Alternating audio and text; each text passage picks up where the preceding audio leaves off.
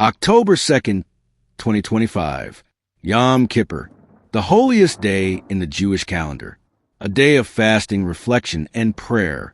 At the Heaton Park Hebrew Congregation Synagogue in Manchester, families gathered in solemn observance. Children clutched prayer books. Elders whispered ancient verses. The air was heavy with reverence. But outside, something was stirring, something that would shatter the sanctity of that morning forever. At 9:31 a.m., a silver Peugeot 308 accelerated down Middleton Road. Witnesses later described the sound as a scream of metal, tires screeching, engine roaring. The car didn't slow. It didn't hesitate. It smashed through the outer gates of the synagogue with brutal force. Worshippers scattered. Some ran. Others froze. The driver emerged, wielding a knife, eyes wild, vest strapped to his chest.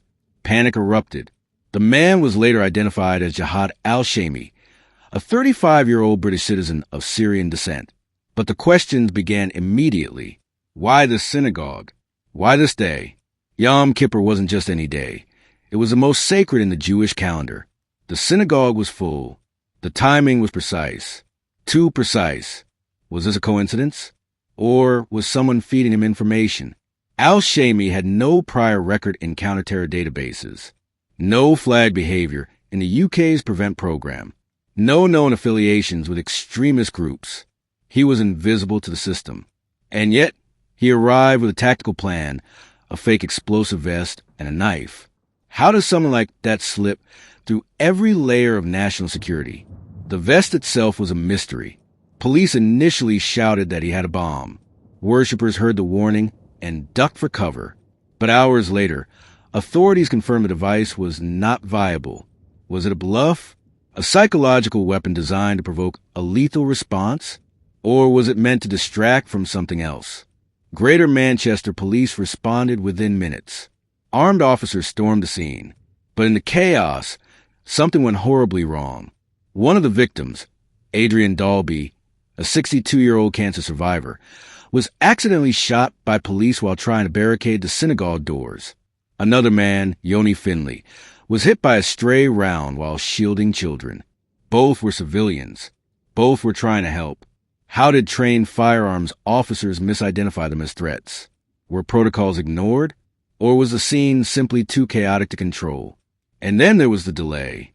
Despite Al-Shamie being shot on sight, it took hours for authorities to confirm he was dead. Hospitals went into lockdown. Rumors swirled of a second wave. Was there uncertainty about explosives? Or were authorities bracing for something bigger?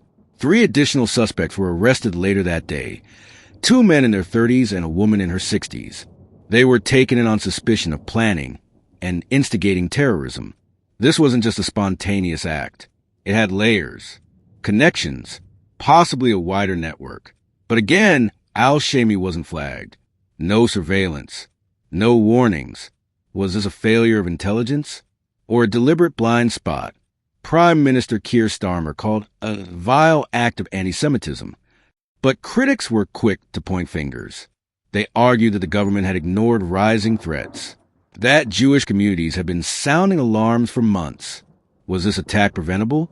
The attack itself lasted just minutes, but its precision was chilling.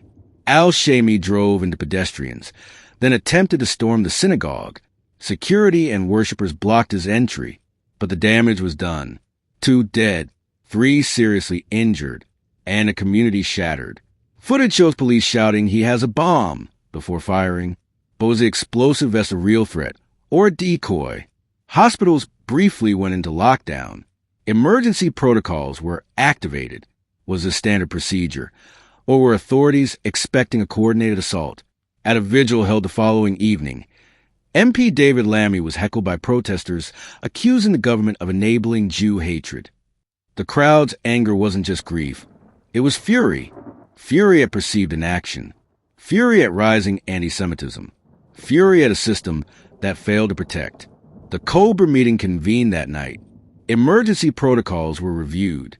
Patrols increased. But for many, it felt like too little, too late.